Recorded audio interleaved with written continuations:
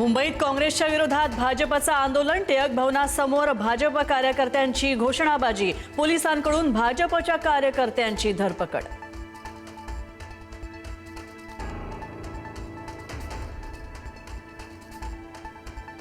संभाजीनगरमध्ये भाजपचे पदाधिकारी आणि कार्यकर्त्यांचं काँग्रेसच्या कार्यालयाबाहेर आंदोलन। भाजपचे पदाधिकारी कार्यकर्ते पोलिसांच्या ताब्यात।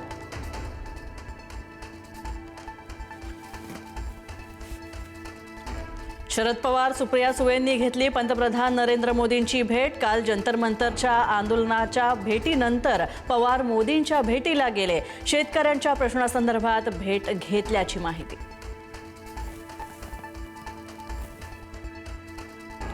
पावसाळी अधिवेशनाचा आजचा तिसरा दिवस। सलग तिसऱ्या दिवशी लोकसभेचं कामकाज उद्यापर्यंत स्थगित, तर राज्यसभेचं कामकाज 3 वाजेपर्यंत तहकूब करण्यात आलं।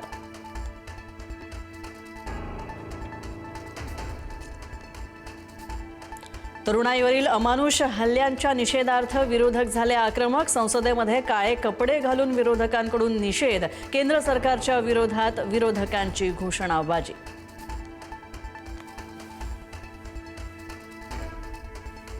काल रात्री जंतर मंतरवर आंदोलकांच्या भेटीनंतर उद्धव ठाकरेंनी घेतली पत्रकार परिषद। सरकारने वेळीच आंदोलकांची भेट घेतली असती तर प्रकरण इतकं वाढलं नसतं।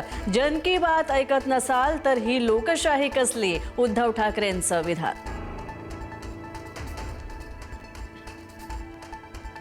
दिल्लीमध्ये आंदोलनाच्या दरम्यान राहुल गांधींना दुखापत। झटापटीमध्ये राहुल गांधींच्या नाकाला इजा।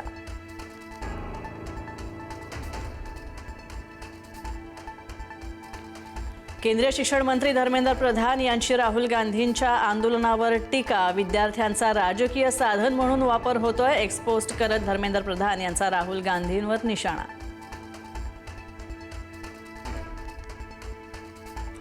वंचित बहुजन आघाडीकडून उद्या महाराष्ट्र बंदची हाक। दिल्लीमध्ये शांततापूर्ण आंदोलन करणाऱ्या विद्यार्थ्यांवर झालेल्या अमानुष मारहाणीचा करणार निषेध। धर्मेंद्र प्रधानांच्या राजीनाम्याचीही करणार मागणी।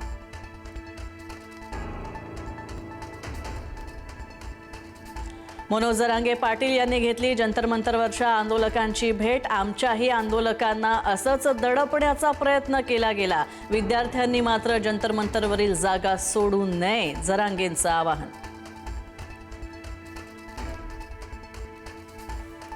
मुख्यमंत्री देवेंद्र फडणवीसांचा आज वाढदिवस। वारीत साजरा करणार वाढदिवस। वेळापूरमधून मुख्यमंत्री वारकऱ्यांसोबत माऊलींच्या पालखीत पायी करणार प्रवास। निधनानंतर अजित पवारांची आज पहिली जयंती। उपमुख्यमंत्री सुनेत्रा पवारांची बारामतीमध्ये विमान अपघातस्थळी भेट। सुनेत्रा पवार, जय पवार यांच्याकडून अजित पवारांना अभिवादन।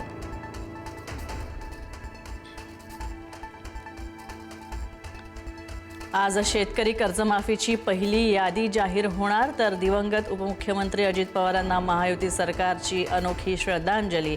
56 लाख शेतकऱ्यांना मिळणार 36,585 कोटींचा लाभ।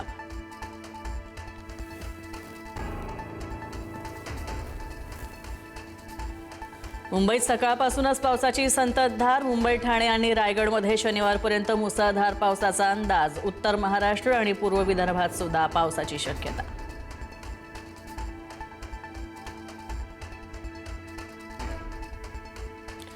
राम मंदिरातील चोरीनेही जे विचलित होत नाहीत त्यांना कशाचीच लाज उरली नाही। राम मंदिर दानचोरी प्रकरणी अलाहाबाद हायकोर्टाचे ताशेरे। भ्रष्टाचार प्रतिबंधक कायद्यात दुरुस्ती करण्याची कोर्टाची सूचना।